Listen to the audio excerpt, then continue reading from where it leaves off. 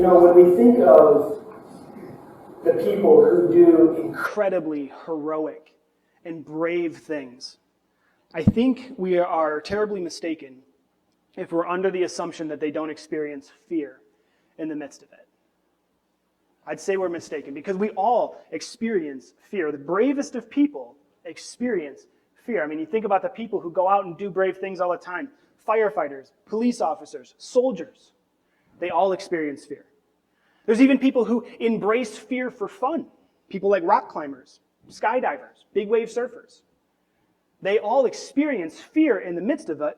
That's actually a part of why they do it. These brave people aren't brave because they don't experience fear. Because bravery doesn't require an absence of fear. Bravery is simply a decision in the moment to act in the face of fear, to move when fear is attempting to paralyze you, because that is exactly what fear can do. Fear can and often does paralyze us. I remember a time when I was out hiking with some friends in the Adirondack Mountains, and I believe I've shared this story before, but I'll share it again. But I was younger and just a little bit dumber, and so we were out hiking, and we were on the top of a mountain, and there was this monolith, this big giant pillar, and I decided that I wanted to climb to the top of it. And it was things like 40 feet tall. Really, actually, looking back now, having done more rock climbing, it was actually a very difficult climb. I don't know what I was thinking. I probably wasn't, other than I just wanted to do it. So anyways, I climb, and as I start climbing, I get about halfway up. I'm about 20 feet up, and I'm on top of a mountain, so the view is both amazing but also kind of terrifying. And all of a sudden, this tremendous fear, honestly, dread, terror gripped me. And my legs started to shake. I lost strength. My hands, all of a sudden, could barely hang on, and I hadn't really been exerting so much strength that I would be tired. It was just the fear. And there I was, halfway up. So it's either all the way back up to the top or halfway down, and climbing down is harder, and I'm realizing all of this, and I was absolutely frozen on this rock face. Just terrifyingly paralyzed because of fear. And that is exactly what fear can do. It's done it to me, not just that time, but many times in our life. And I'm sure that all of us, at least maybe most of us, have probably experienced great fear at some point in our lives. If you've been around long enough, you've probably experienced great fear. And if you haven't, then I'm sorry to tell you, it's probably coming. Before the end of your days, you will probably experience great fear. And the reason I'm so confident in saying that is because there's just so much out there to be afraid of, isn't there? I mean, there's wars, rumors of wars. There's earthquakes, rumors of earthquakes. There's disease. There's diseases that I'm sure we aren't even aware of yet that may be invented or may just spring up out of nowhere, right? Like, there is just so much going on out there that really plays into our natural tendency to be afraid. And of course, the news provides us with a steady diet of it. And so, we all experience fear. Fear has the ability to paralyze us. But what if I told you that we don't actually have to be afraid of anything? Pretty bold claim, right? Could you imagine, just for a second, what it would be like if you genuinely were not afraid of anything? It'd be a pretty incredible life, I'm sure. And well, I'm confident that as we go through this passage in Luke today, you're going to see that fear is really just a choice. It's a choice. And it's not our only choice. There is a much better option for us when we experience fear. And so, I'd like us to turn together. I'm going to have the text up on the screen if you'd like. Otherwise, you can just follow along. We're picking up where I left off a couple of weeks ago before Ron so graciously gave me a much-needed break. Thank you, Ron, again. So we're going to cover a lot of ground today. We're reading verses 22 through 56. It's a lot. And honestly, it was very tempting to try and break this up into probably 4 different messages. But the more and more that I read it, I saw it just as one big unit talking all about this one theme. And so we're going to cover all of it in one session, which means I'm going to move pretty quickly and kind of skim the surface. So, starting in verse 22. One day, this is Jesus, got into a boat with his disciples, and he said to them, "Let us go across to the other side of the lake." So they set out. And as they sailed, he fell asleep. And a windstorm came down on the lake, and they were filling with water and were in danger. And they went and woke him, saying, Master, Master, we are perishing. And he awoke and rebuked the wind and the raging waves, and they ceased. And there was a calm. He said to them, Where is your faith? And they were afraid, and they marveled, saying to one another, Who then is this, that he commands even winds and water, and they obey him? This is an incredible story, right? And in it, we see that Jesus is incredibly powerful. In this case, we see that he has power over the natural world. He has the power to be able to speak to a storm and make it stop. And his disciples, when they see this, they're terrified. Wouldn't you be? I mean, imagine that we go outside today and someone says, rain, knock it off. And it just becomes sunny, right? I'd be like, whoa, who is this? What kind of power does this person have? They can speak to the weather and it obeys? And so they get it, and they're a little bit afraid of Jesus because they see the power that he has over this natural order. But the story continues because it's kind of a travel narrative. Continues. They were sailing to begin with, and now they continue sailing. So they sailed to the country of the Gerasenes, which is opposite Galilee. When Jesus had stepped out on land, there met him a man from the city who had demons. For a long time he had worn no clothes, and he had not lived in a house but among the tombs. When he saw Jesus, he cried out and fell down before him and said with a loud voice, What have you to do with me, Jesus, Son of the Most High God? I beg you, do not torment me. For he had commanded the unclean spirit to come out of the man. For many a time it had seized him. He was kept under guard and bound with chains and shackles, but he would break the bonds and be driven by the demon into the desert. Jesus then asked him, What is your name? And he said, Legion, for many demons had entered him. And just a quick note here in case you don't know, legion is actually a military term for the Roman army. It was 6,000 soldiers would be called a legion. So think about that. It says many demons had entered him. I'd say so. This one demon is speaking on behalf of all of them, or maybe they're all speaking in unison together, and they're kind of informing Jesus. Like 6,000 demons are in this guy, right? Jesus asks, What's your name? He said to him, Legion, for many demons had entered him. And they begged him not to command them to depart into the abyss. Now a large herd of pigs was feeding there on the hillside, and they begged him to let them enter these. So he gave them permission. Then the demons came out of the man and entered the pigs, and the herd rushed down the steep bank into the lake and drowned.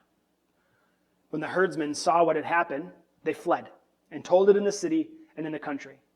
Then people went out to see what had happened, and they came to Jesus and found the man from whom the demons had gone, sitting at the feet of Jesus, clothed and in his right mind, and they were afraid.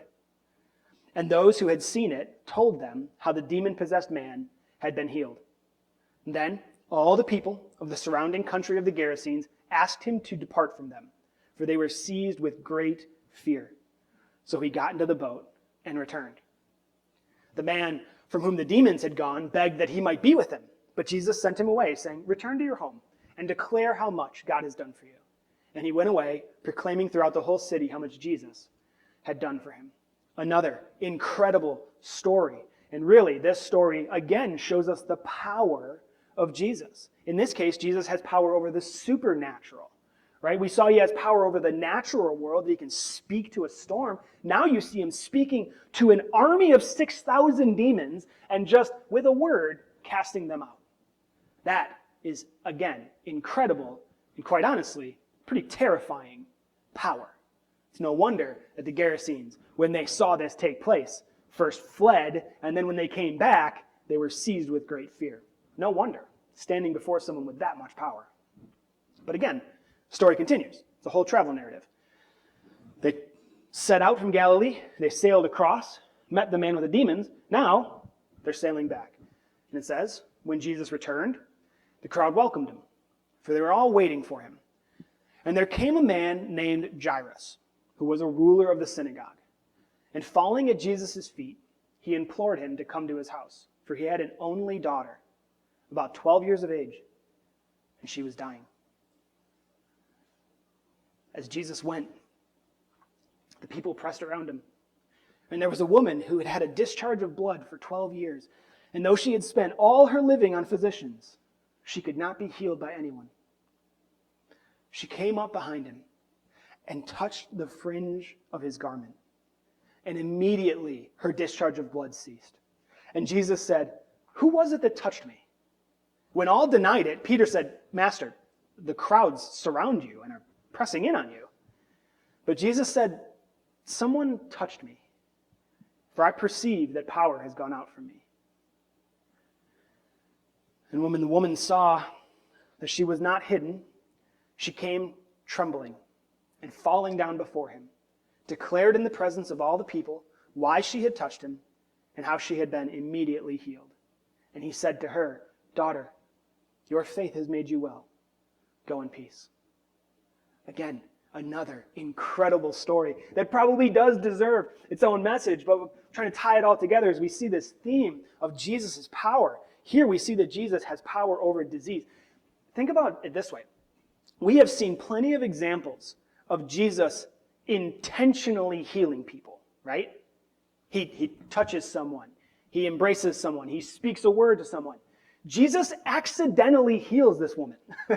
He doesn't even mean to do it. He doesn't even intentionally do it. That's just how much power is flowing from him. To come into contact with him, with the kind of faith she had, and just touch the fringe of his garment, or the hem of his garment, I think some translations put it. And to be healed immediately of a disease that no physician in the land has been able to touch. She has spent her life savings and then some on everybody and every cure possible. Nothing works. She secretly touches the hem of Jesus and his garment. She's healed in a moment. Have any idea how much power Jesus must have to accidentally heal people as he is traveling? It's incredible. And quite honestly, it's terrifying power, which is probably why she comes trembling and falls at his feet when she realizes she has to tell him what she's done. Not only because she probably has to realize she has to fess up to what she's done, but also because she's fully aware of what just happened. And so, Jesus has power over the natural world. He has power over the supernatural world. He has power over disease. And then we come to the end of this whole travel narrative. It says, while he was still speaking with this woman he just healed, someone from the ruler's house came and said, "Your daughter is dead. Do not trouble the teacher anymore." But Jesus, on hearing this, answered him, "Do not fear. Only believe, and she will be well." And when he came to the house, he allowed no one to enter with him except Peter and John and James and the father and mother of the child. And all were weeping and mourning for her, but he said, "Do not weep, for she's not dead, but sleeping." And they laughed at him, knowing that she was dead. But taking her by the hand, he called, saying, "Child, arise." And her spirit returned, and she got up at once. And he directed that something should be given her to eat, and her parents were amazed. But he charged them to tell no one what had happened. Again, another beautiful and wonderful story, which ultimately highlights that Jesus has power over death. And that is perhaps some of the greatest news that humanity has ever received, that Jesus has power over death. That is so much of what the gospel is about, isn't it? That's one of the biggest reasons we fling ourselves upon him in utter confidence and trust, because we know that he is the only one who has the words of life. And so we see Jesus as incredibly powerful. And I do believe that that is exactly what Luke is trying to show by putting these stories in such quick succession like this. I think he's just trying to show Theophilus, and ultimately everyone who would ever read this gospel, that this Jesus is incredibly powerful. But juxtaposed against this theme of Jesus' power is also kind of embedded in every one of these stories the natural tendency of the human heart to be afraid. You can see it in every one of these stories. First, with the sailing and the storm comes up, they're obviously terrified, right? There is a huge storm. They're in probably not that great of a boat. being fishermen. They're not men of great means. Probably isn't something that they regularly do, go sailing through storms in this thing. This isn't an ocean-worthy vessel. And they realize the boat is taking in water. This is looking bad. When they wake up Jesus, they're waking him up not to say things look bad. They are telling him, you need to wake up because we are all dying and we're not letting you go down in this boat. They are absolutely terrified. It's kind of embedded in the text there. It doesn't say that they're afraid. But if you read the same account in Matthew and Mark, you realize that when Jesus addresses them, he's addressing their fear. Jesus knows that they're afraid. That's why they're freaking out. He says, why are you fearful? You see it again in Mark. Why are you so fearful? Absolutely. And wouldn't you be, though? I mean, again, let's not snub our nose at these guys. Have you ever been in a boat in a storm and it's going down in the middle of a Lake Ontario? Yeah, you'd probably be pretty scared too, right? So they're experiencing tremendous fear in the midst of this storm. But then Jesus exerts this incredible power. He wakes up and he just tells the wind and the waves to knock it off, and they do. And then their fear now shifts to a fear kind of him. They were greatly afraid to be in the boat with this guy. Who is this then that commands even the winds and the water and they obey him? Interestingly enough, and honestly, ironically enough, the question that they ask gets answered by the demons in the next story. Because the demons are also incredibly terrified. I believe that when it says that the man came, I think this is one of those instances where the demon has kind of got control of this guy. It's really the demons that are causing this man to fall down before Jesus, because this seems like supernatural knowledge. I think it's the demons who are speaking at this point, saying, what have you to do with me? And look, it's the demons who identify who this is, who has power over the winds and the water. It's Jesus, Son of the Most High God, the one who is ultimately going to judge not only all of mankind, but also all of the angelic beings as well. And so the demons are absolutely afraid, but then Jesus speaks a word, casts them out. And the people who are raising the pigs, who end up drowning in the lake, they then are terrified of Jesus, so much so it says they flee, like they literally run away from the scene because they're absolutely terrified. And yeah, I probably would be too if I saw that and didn't have the understanding that I have today.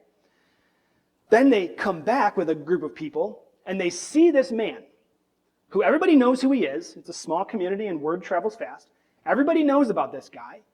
He's an absolute maniac, right? I mean, remember from the story, I know he sort of flew through it. But the guy runs around naked.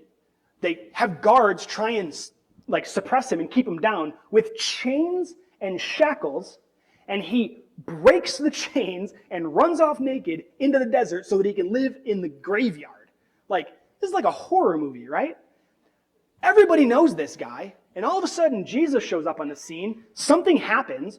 All of their pigs run into the lake and die, and they come back, and here's this guy clothed in his right mind sitting at the feet of Jesus. And they are afraid. They are afraid of who is this man. So much so that I think this is kind of interesting the way this story is set up. Jesus shows up and the demons are terrified. Jesus casts them out. Then the herdsmen see what Jesus has done and they're terrified and they cast Jesus out. They tell him that they want him to leave. It says they are seized with great fear. So they ask him to depart. And Robert Stein, who wrote one of my favorite commentaries on the book of Luke, he has this quote here in this passage, which kind of, I think, shows us the contrast between the guys in the boat and these herdsmen. It says, even a greater miracle cannot compel faith. Apart from a noble and good heart, God's presence produces only fear. For the believer, such fear turns to a holy awe. But to the unbelieving, it is only a fearsome dread from which they seek to rid themselves. And doesn't that help us understand the world that we live in? Don't we see that everywhere? The unbelieving world looking to cast God and Jesus out of everything. It's just like the herdsmen, who would love nothing more than to probably fool us into thinking that they don't fear God, But actually, they fear him so much that they cannot stand him being anywhere near where they are. And so we must remove him from every sphere of the common culture so that they don't have to be in his presence, or at least so they would think.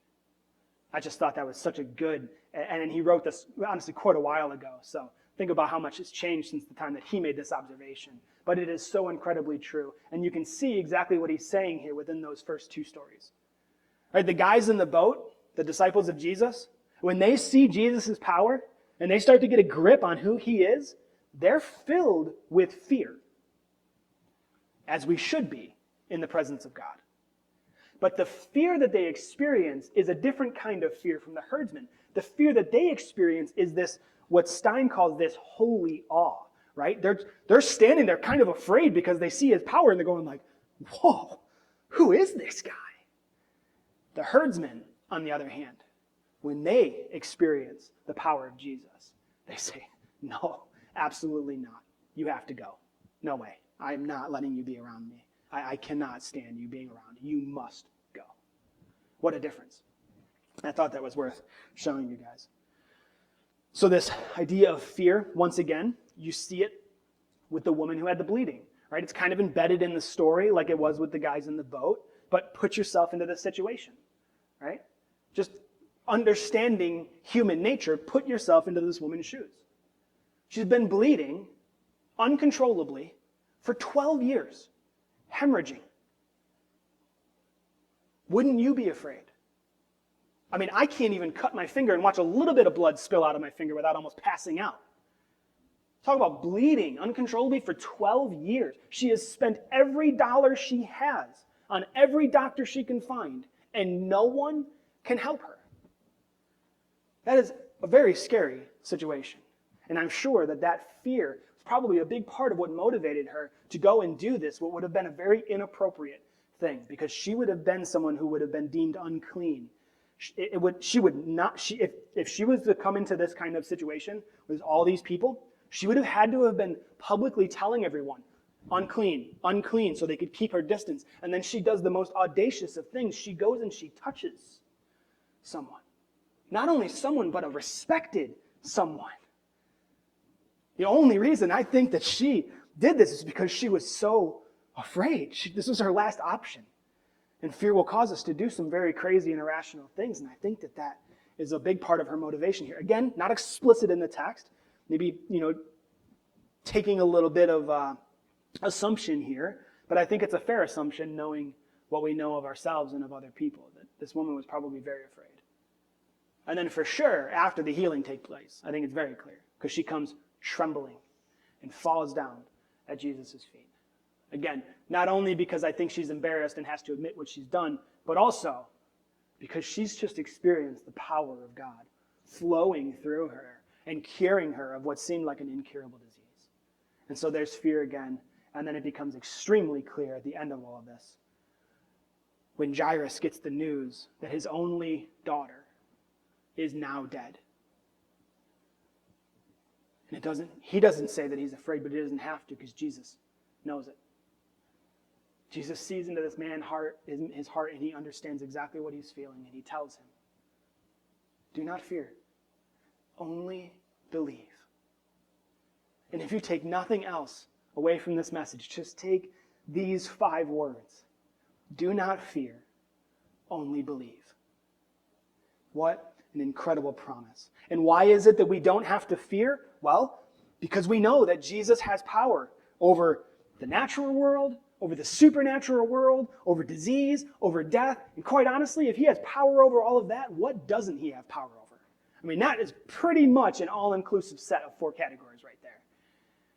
And when you belong to him, you can rest secure in his arms, leaning forever on the everlasting arms of the one who is this powerful. And so the only thing that we really have to fear is Jesus himself. And I think Jesus tells us as much, right? You can see it all throughout the Old Testament. You can see it in the Proverbs. The beginning of wisdom is the fear of God, right? It is a good and healthy thing to fear God. Every single person should fear God. Why? Well, Jesus tells us. Don't just fear people who that's all that they can do to you is hurt your body and maybe what, kill it? No, that's nothing compared to the power of God, who has the power not only to take your life, but to take your soul and cast it into the abyss forever. That is the one who you should be afraid of. But here's the amazing thing, and this is what Stein was kind of highlighting, and we can see it in 3 out of the 4 of these stories. For the person who does fear God and turns to him, that fear actually turns to a holy awe and not a fearful dread. Because the more that you come to know the gospel, the more you come to know Jesus, the more you come to know the love of God. And the more that you know the love of God, the less you actually fear God. And that's what John writes about in 1 John. He says, there is no fear in love, but perfect love casts out fear. For fear has to do with punishment. And whoever fears has not been perfected in love. So what's John saying? Is he saying you shouldn't fear God? No. He's saying you fear God. And that is what brings you to him.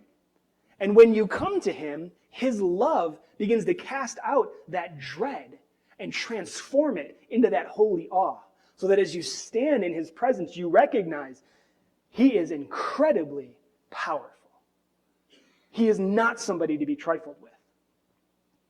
But when you're his children, you also don't have to be afraid of him. You can have great courage because you belong to him and he is there as your protector. That love that he has for us actually casts out that dread and turns it into that holy awe. And I think Oswald Chambers sums this up really well. He says, the remarkable thing about fearing God is that when you fear God, you fear nothing else. Whereas if you do not fear God, you fear everything else. Isn't that an amazing quote? I know I've said to you guys a couple of times, this Oswald Chambers is immensely quotable. I love this quote. It's like, he just has a way with words, and this is so good. The remarkable thing about fearing God is that when you fear God, you fear nothing else. Whereas if you do not fear God, you fear everything else. And wouldn't it be nice to not have to struggle with fear anymore? Wouldn't it be great to not be afraid of anything except for God himself? And again, as we've seen, when you come to fear God, you actually begin to fear nothing. Because you realize that his love for you is so great. He covers you in a veil of protection, and nothing can touch you. Nothing can separate you. So that as it says in Romans 8, even though we're sent to the slaughter like sheep, in this we're more than conquerors. What is he saying? He's saying, you have nothing to fear. And this is the power and the strength of the early church and the stories of the martyrs. Because, honestly, I was trying to think of a good story that I could share with you guys from my life about faith overcoming fear. But I am not an expert in this. Quite honestly, I should be down there listening to this message, not giving it. I struggle with fear so much. I am absolutely racked with fear on a regular basis, and it gets the better of me. I tell you that fear paralyzes because I know what it is to be paralyzed by fear. And as we're looking through those 4 categories, right? The natural world, the supernatural world, disease, and death. I have been terrified in every one of those categories. I am ridiculously afraid of bears. Everybody's afraid of bears to some extent. I will not go camp in the woods. I am so afraid of sharks, I will not swim in the ocean. That is what fear can do to you. Natural, supernatural world. I have had very, very real and very scary demonic experiences in the night. I know I've shared a couple of them with you guys before. And I can tell you what it is to not be able to move a muscle in your body, to lay in your bed, terrified like you were a 4-year-old boy, convinced there's a monster under your bed, and not be able to move. Disease. I avoid going to doctors because I don't even want to know. And death kind of underlies all of that, right? I don't mind being on the other side of death, but I don't want to have to go through it. And anytime I come into contact with something that might actually lead to my death, I run away because I do not want to have to go through that. I am not somebody who has great stories of how faith can overcome fear. So I don't have any stories of my own. But what I did think of is a story that I remember when I was going through church history class. We learned about the martyrs. Obviously, there's still people being martyred today, but when we talk about the martyrs, we're mostly talking about the ones from the early church. And in particular, this one lady, this one young woman came to mind. Her name was Perpetua. She was in her early 20s. And in the year 202 AD, the Roman Emperor Sylvanus, he passed an edict that made it officially illegal in the Roman Empire to convert to Christianity or Judaism. But not everybody enforced that. But in the city of Carthage, there was a governor named Hilarianus, and he did enforce it. And how he managed to do it was basically he got the other citizens to rat out anybody who wasn't making the required sacrifices that were supposed to be made. If you knew that one of your neighbors was not making the official Roman sacrifices for the benefit of the emperor, you had to rat them out. And so, as it turns out, Perpetua and this whole group of what they call catechumens, which were people who were being prepared for baptism, they got ratted out. And when they were questioned whether or not they really were Christians, every single one of them boldly and unequivocally said, "Yes, I am." And so they were arrested for it. And Perpetua, while she was in prison, she wrote a diary. And that diary has been preserved and passed down for us. So we can read it today. And it's incredible. I've actually made copies of it and put it out by where you would grab the bulletin. If you're somebody who is using the online bulletin, I actually made it really, really easy. There's just a button right in the section that says message. If you click that, it's literally just going to take you right to it. You can download it, print it off at home. If you want a copy of this and there aren't copies left, just let me know after service. I'll make more copies. I want you guys to read this. It's only 6 pages. It's not that long. And it is powerful. So I'm going to just take some time. I tried to move quickly so I could have enough time to read some of this. Because if we're going to want to see an example of how fear is a choice, but faith is the better option, then I really want you guys to see what this looks like in practice. And so I'm just going to read just a few excerpts from the diary of Perpetua. And there's going to be a section in here, too, that's going to talk about another young lady. There was 2 ladies in this group. There was Perpetua, and there was another young lady named Felicitas. Perpetua had just given birth when she got arrested, and Felicitas was pregnant when she got arrested. So I'm going to read you some of this. So Perpetua was writing that while we were still under arrest, my father, out of love for me, was trying to persuade me and shake my resolution. "Father," I said, "do you see this vase here, for example, or water pot or whatever?" "Yes, I do," he said. And I told him, "Could it be called any other name than what it is?" And he said, "No." "Well, so too, I cannot be called anything other than what I am, a Christian." See, our father's trying to get her to deny her Christian faith. He's saying, just tell them you're not a Christian. She says, "Dad, do you see that water pot? Can you call it anything other than a water pot?" No, of course not. That's exactly what was going on with her. She's saying, how can I deny what I truly am? Obviously realizing that what her father was saying was, to some degree, probably a tempting proposition, which is why she actually continues. She says, "At this, my father was so angered by the word Christian that he moved towards me as though he would pluck my eyes out. But he left it at that and departed, vanquished, along with his diabolical arguments." I think of Jesus as he's heading to Jerusalem, and Peter says to him, "No, Lord, it cannot be." And Jesus says to him, "It's behind me, Satan." I think of that when I read these words of hers. Her father coming to her and trying to dissuade her from being willing to stand firm in her faith. And she says that she stood strong and he left, vanquished, along with his diabolical arguments. And it says, "For a few days afterwards, I gave thanks to the Lord that I was separated from my father, and I was comforted by his absence." But he came back. He kind of kept coming back. He obviously loved his daughter, right? And he kept coming back and trying to dissuade her. He said, "Daughter, have pity on my gray head. Have pity on me, your father, if I deserve to be called your father. If I have favored you above all your brothers, if I have raised you to reach this prime of your life, do not abandon me to be the reproach of men. Think of your brothers, think of your mother and your aunt, think of your child, who will not be able to live once you are gone. Give up your pride. You will destroy all of us. None of us will ever be able to speak freely again if anything happens to you. This was the way my father spoke out of love for me, kissing my hands and throwing himself down before me. With tears in his eyes, he no longer addressed me as his daughter, but as a woman. I was sorry for my father's sake, because he alone of all my kin would be unhappy to see me suffer. I tried to comfort him, saying, "It will all happen in the prisoner's dock as God wills. For you may be sure that we are not left to ourselves, but are all in his power." And then she goes on and she writes that one day while they were having breakfast, some guards came and grabbed him and took him off to have a kind of a hearing. And as they were there, once again, her father comes and he's pleading with her, and she will not recant.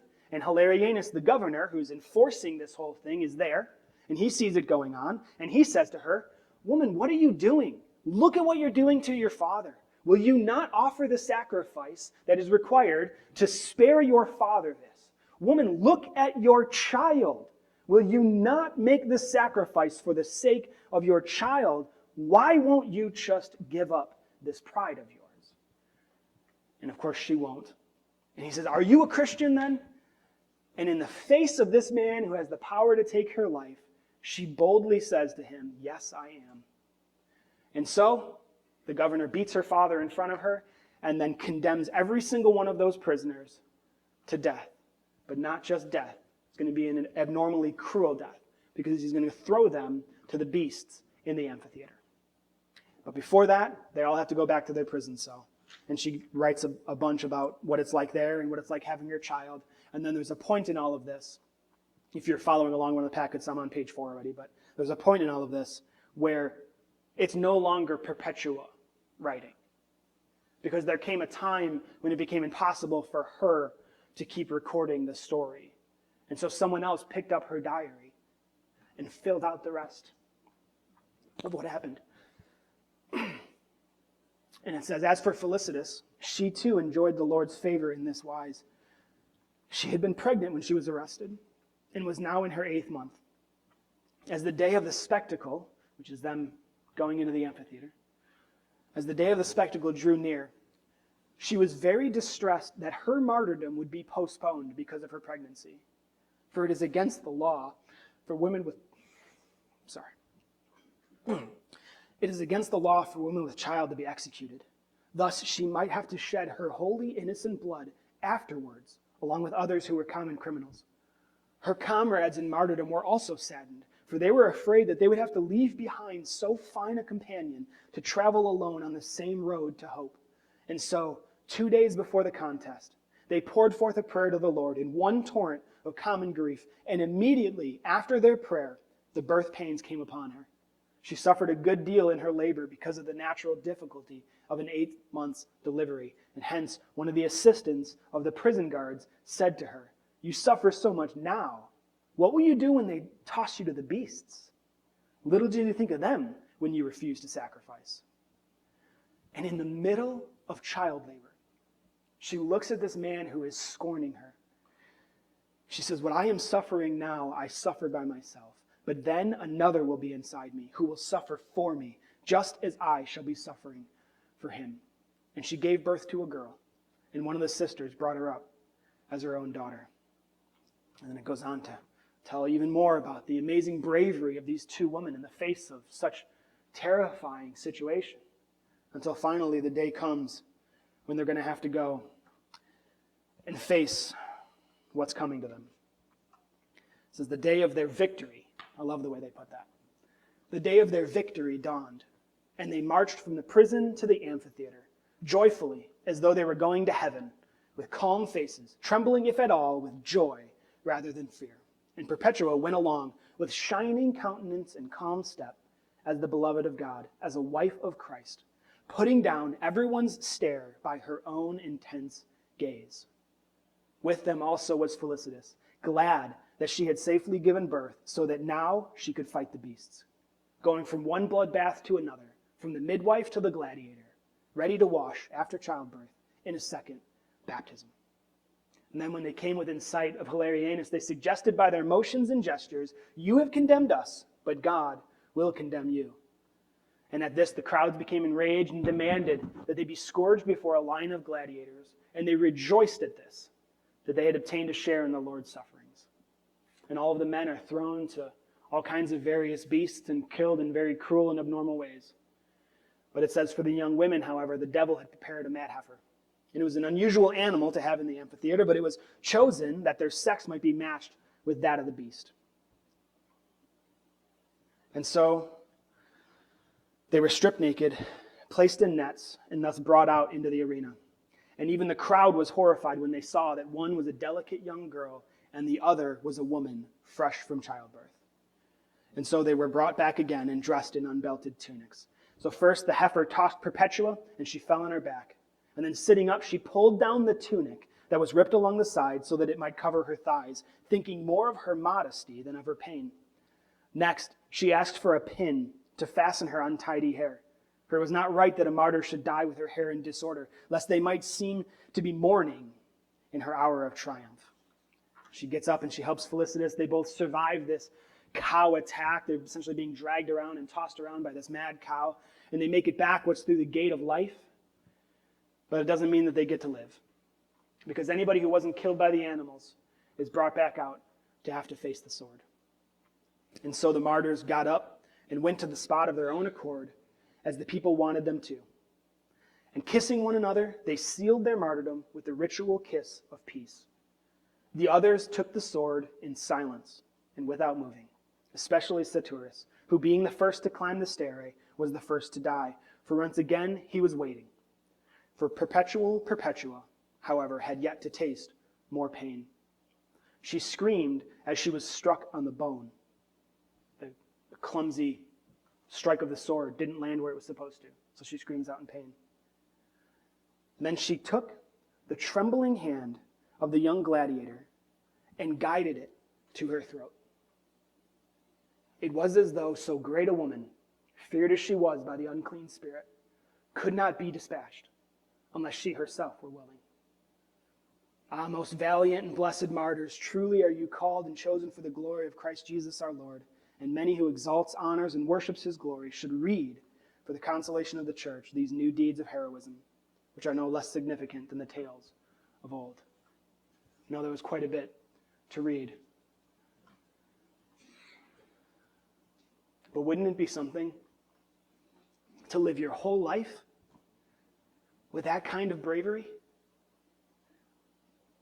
These two young women showed more heroism and bravery than I think I've ever seen in my life. I would be honored to have just a small dose of their faith, to be able to face what they faced and choose faith over fear. And wouldn't it be great if all of us could be so brave? I mean, don't all of us wish that we would do the same in that circumstance? Remember, though, it's not like there wasn't any fear. I guarantee you there was fear in that jail cell. But they were brave. And that's because bravery does not require an absence of fear. Bravery is the choice you make in the face of fear to move when everything within you says stop. That's bravery. And it doesn't require a lack of fear. It just requires the choice to choose faith over fear. And so I just want to ask you guys a couple of questions in closing. And they're not intended to be harsh. Like I said, I'm sitting right down there with you. Just hear this for what it is. Because I'm pretty sure that there's at least someone out there who needs to hear this. What are you so afraid of? What are you so afraid of? What is it that is getting in the way of you doing what it is that you wish you could do, that you knew that you should be doing? Where is it that fear is getting the better part of you? What are you so afraid of? When you watch the news and you hear about all the horrible and terrible things that are happening in the world, and when you're filled with that sense that there's probably something else right around the corner, If you're somebody who, when things are good, you can't really be happy because you're just waiting for the other shoe to drop, what are you so afraid of? What are we so afraid of? What do you think our lives would look like if we could choose every day faith over fear? What do you think your life would look like? Where would you go? What would you do? What would you say? And who would you say it to? What's stopping you? It's probably fear. But again, I have to ask, what are you so afraid of? What am I so afraid of? That I won't do the things that I know I'm supposed to do in the moment I know I'm supposed to do it. I mean, what's going to happen? I might upset someone. Someone might not like me anymore. I might hurt myself. What's the worst that's going to happen? I'm going to die? Hallelujah. What am I so afraid of? What do you think our lives would look like? What do you think this church would look like if we weren't afraid of anything? It's pretty amazing when you think about it. You see, fear focuses our attention on how big the problem is. It's what fear does. But faith focuses our attention on how big our God is. And when we belong to Him who has power over the natural, the supernatural, disease, and death, what have we to be afraid of at all? So every day we have this choice laid out before us: fear or faith. And it is a choice. And the choice is ours. Let's choose well. Let's pray. Heavenly Father, the fact that we can call you Father should allay any fear that we have in our heart. Lord, you are the only one that is worthy of this fear of ours. You are so terrifyingly powerful. You spoke all of creation into existence, and with a word you can vaporize any one of us, not just in the physical form, but you can send our soul to eternal hell. What terrifying power it is that you have. And yet we've come to know of your love.